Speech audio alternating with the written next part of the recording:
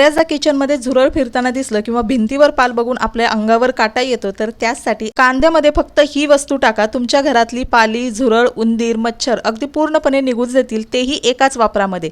आणि यासाठी तुम्हाला कुठलंही महागडं औषध, केमिकल किंवा मोठा खर्च करण्याची सुद्धा गरज नाही. घरातलेच वस्तू वापरायच्या आहेत. फक्त प्रोसेस शेवटपर्यंत नक्की बघा, कारण ती खूप महत्त्वाची आहे. त्यामुळे तुम्हाला चांगला रिझल्ट नक्की मिळणार आहे. बऱ्याचदा किचनमध्ये झुरळ फिरताना दिसलं किंवा भिंतीवर पाल बघून आपल्या अंगावर काटा येतो, तर त्यासाठी आज आपल्याला इथं वापरायचा आहे घरगुती उपाय. सगळ्यात अगोदर इथं मी घेणार आहे कांदा. आता कांदे ना मीडियम साईजचा लाल कलरचा कांदा आपल्याला घ्यायचा आहे. आता इथे ना मी एक मध्यम आकाराचा कांदा घेतलेला आहे. त्याची साल वगैरे काढून घेतलेली आहे. कांद्यावर जर काही बुरशी वगैरे असेल ती सुद्धा व्यवस्थित आपल्याला काढून घ्यायची. आणि त्याच्यानंतर आपल्याला लागणार आहे कांद्याचा रस. त्यासाठी या पद्धतीची छोटी किसणी आहे, त्याच्यावर मी कांदा किसून घेते आणि त्यानंतर आपल्याला याचा रस काढायचा आहे. आता तुम्ही ना जास्त प्रमाणामध्ये कांद्याचा रस बनवून ठेवायचा असेल तर मोठा कांदा घेऊन बारीक कट करून मिक्सरमध्ये सुद्धा त्याची पेस्ट करून रस काढून घेऊ शकता. पण अशा पद्धतीनं सुद्धा ही प्रोसेस अगदी लवकर होते. आता कांद्यामध्ये जे सल्फर असतं ना, तर तेच या सगळ्या कीटकांसाठी अगदी विष असतं आणि त्यामुळे ते लगेच घरातून पळ काढतात. तर आता ना व्यवस्थित कांदा किसून झाल्यानंतर गाळणीच्या मदतीनं आपल्याला रस सुद्धा कांद्याचा काढून घ्यायचा आहे. पण त्या अगोदर मैत्रिणींनो, चॅनलवर नवीन असाल, सबस्क्राईब केलं नसेल तर प्लीज चॅनलला सबस्क्राईब करा. व्हिडिओ आवडला तर व्हिडिओला लाईक करा आणि हा व्हिडिओ तुम्ही कुठून बघताय हे सुद्धा नक्की कमेंट करून सांगा. तर आता तुम्ही बघू शकता भरपूर कांद्याचा रस आता इथं निघालेला आहे. साधारणतः 2 ते 2.5 चमचे इतका कांद्याचा रस आपण घेतलेला आहे. आता हा तुम्ही फ्रीजमध्ये स्टोअरसुद्धा करून ठेवू शकता किंवा एका वेळच्या वापरासाठी तुम्ही अर्धा कांदा वापरला तरीसुद्धा चालणार आहे. आता पुढची स्टेपसुद्धा खूप महत्त्वाची आहे. आता त्यानंतर आपल्याला एक बाऊल घ्यायचा आहे आणि त्यानंतर त्याच्यामध्ये मी 1 ग्लास इतकं पाणी वापरणार आहे. आता पाण्याची क्वांटिटी तुम्ही कमी जास्त प्रमाणामध्ये करू शकता. आता साधारणतः 3 ते 4 दिवस पुरेल इतक्या क्वांटिटीसाठी मी 1 ग्लास इतकं पाणी घेतलेलं आहे. आता त्यानंतर आपण हा कांद्याचा रस काढून ठेवला होता तो साधारणतः 1 चमचा ते 2 चमचे या पाण्यामध्ये आपल्याला टाकायचा आहे. आता मी इथं 1 चमचा इतका कांद्याचा रस टाकलेला आहे आणि पुढची प्रोसेससुद्धा तुम्हाला सांगते. आता इथे जो आपण कांद्याचा जो चोथा ठेवलेला होता किंवा बारीक कांद्याच्या ज्या फोडी राहिलेल्या होत्या त्यासुद्धा वापरायच्या आहेत. अजिबात फेकून द्यायचा नाही आहे. तर हा चोथासुद्धा त्याच्यामध्ये सुद्धा भरपूर सल्फरचं प्रमाण आहे. त्यामुळे या पाण्यामध्ये थोडंसं आपण तो चोथासुद्धा टाकायचा आहे. आणि फक्त इथे ना मी 1 चमचा इतका कांद्याचा रस टाकलाय. आता त्यानंतर इथं तुम्हाला दिसतंय खडं मीठ. तर आपल्याला खडं मीठसुद्धा या प्रोसेससाठी लागणार आहे, कारण जंतुनाशकाचं काम खडं मीठ भरपूर चांगल्या पद्धतीनं करतं.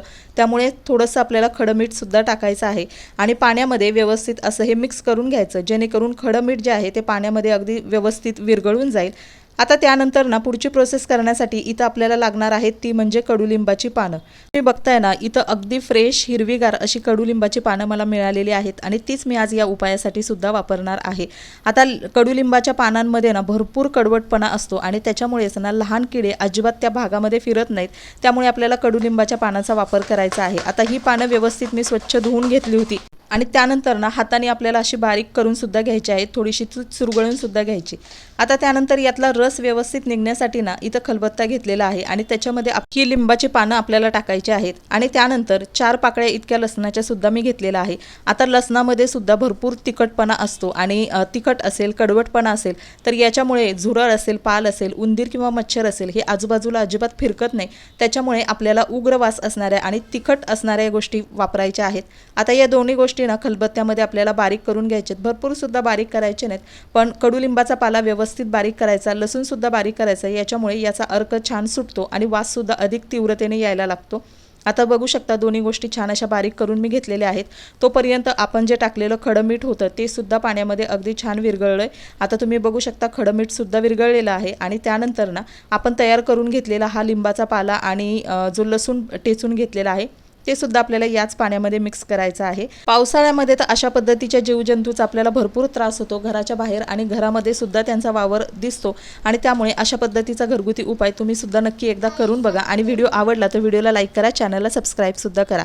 आता त्यानंतर तुम्हाला दिसतोय इथे कापूर. आता इथे तुम्ही साधा पूजेमधला कापूर किंवा अशा पद्धतीचा भीमसेनी कापूर कुठलाही कापूर वापरू शकता. आता माझ्याकडे हा आहे म्हणून मी हाच वापरणार आहे. हाताने व्यवस्थित तो बारीक होतो. आपल्याला व्यवस्थित त्याची पावडर क्रश करून याच्यामध्ये टाकायचं आहे. आता कापराचा सुद्धा जो वास आहे ना, घरातली निगेटिव्हिटी असेल किंवा घरातले जीवजंतू मारण्यासाठी, घरामध्ये सकारात्मकता आणण्यासाठी भरपूर फायदेशीर असतो आणि म्हणूनच इथे आपल्याला थोडासा कापूर सुद्धा वापरायचा आहे. 2 छोट्या वड्या इतक्या मी कापराच्या वापरलेल्या आहेत. क्रश करून आपल्याला याच पाण्यामध्ये टाकायचं आहे आणि चमच्याच्या मदतीने पुन्हा एकदा हे सगळं मिश्रण जे आहे ते व्यवस्थित आपल्याला हलवून घ्यायचे. आता याच्यामध्ये ना सगळ्या गोष्टींचे अर्क एकमेकांमध्ये व्यवस्थित असे डायल्यूट होतील आणि भरपूर इफेक्टिव्ह आपला घरच्या घरी स्प्रे तयार होणार आहे. कुठलंही महागडं केमिकल किंवा औषध आपल्याला यासाठी आणण्याची गरज नाही.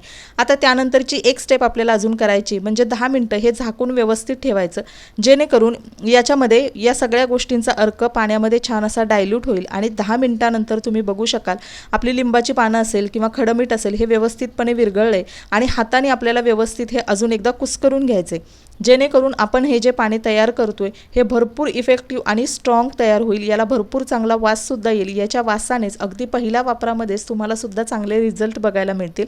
आता नाही तर सगळ्या गोष्टी अगदी मऊ झालेल्या आहेत, त्यामुळे सगळा रस जो आहे तो एकमेकांमध्ये छान असा मिक्स होतोय, डायल्यूट होतोय आणि आपलं हे पॉवरफुल जे स्प्रे आहे तो तयार होतोय. पण इथे आता आपल्याला अजून एक दुसरं भांडं घ्यायचं आहे आणि गाळणीच्या मदतीने किंवा तुम्ही कपड्याच्या मदतीने सुद्धा हे व्यवस्थित गाळून घेऊ शकता, जेणेकरून याचं ॲप्लिकेशन करणं आपल्यासाठी इझी होणार आहे. असंच तुम्ही स्प्रे बॉटलमध्ये भरलं तर ते तुम्हाला वापरताना भरपूर अडचणी येतील, त्यामुळे आपल्याला हे व्यवस्थित गाळून घ्यायचं आहे.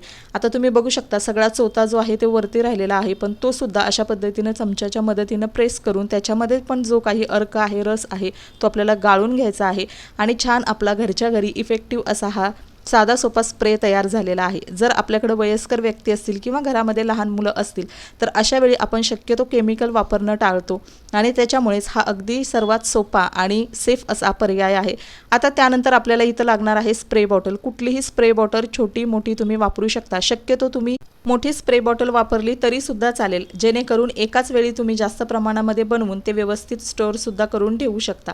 आता माझ्याकडे मला किचनसाठी याचा वापर करायचा आहे, त्याच्यामुळे मी सध्या छोट्या स्प्रे बॉटलमध्येच याचा वापर करते आणि बनवताना सुद्धा ना कमी क्वांटिटीमध्येच बनवते. आता हा आपला स्प्रे तयार झालेला आहे. स्प्रे बॉटलमध्ये आपण भरून सुद्धा ठेवलेला आहे आणि आता हे आपल्याला जिथे जिथे तुम्हाला असं वाटत असेल की तुमच्या घरांमध्ये झुरळ, पाली, उंदीर, त्यानंतर मच्छर येत असतील त्या ठिकाणी आपल्याला हे व्यवस्थित स्प्रे करून घ्यायचं आहे.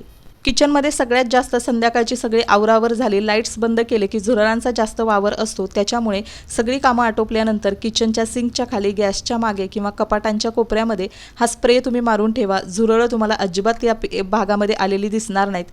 सोबतच पालींसाठी घराचे दरवाजे, खिडक्यांच्या चौकटी किंवा ट्यूबलाईट, बल्ब तिथे तुम्ही हा स्प्रे हलकासा फवारू शकता.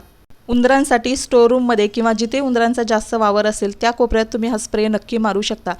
आता आपण जो कांदा वापरला त्याच्यामध्ये किसलेल्या भागामध्ये हा थोडासा कांद्याचे तुकडे राहिलेले आहेत, तर हे सुद्धा फेकून द्यायचे नाही. याला सुद्धा भरपूर स्ट्रॉंग वास असतो आणि हे सुद्धा तुम्ही किचनमध्ये किंवा जिथे तुम्हाला झुरळांचा, पालींचा वावर जास्त वाटतोय असं वाटत असेल ना त्या ठिकाणी हे तुकडे ठेवून द्यायचे. याच्या तीव्र वासाने 3 ते 4 दिवस अजिबात त्या भागामध्ये झुरळ, किडा, मुंगी, पाली, उंदीर अजिबात फिरकणार नाहीत. तर चला मैत्रिणींनो, आजचा व्हिडिओ मी इथंच एंड करते. आय होप तुम्हाला आवडला असेल. व्हिडिओ आवडला तर व्हिडिओला लाईक करा, चॅनलला सबस्क्राईब करा आणि हा व्हिडिओ तुम्ही कुठून बघताय हे सुद्धा नक्की कमेंट करून सांगा. व्हिडिओ शेवटपर्यंत पाहिल्याबद्दल मनापासून धन्यवाद. Thank you so much.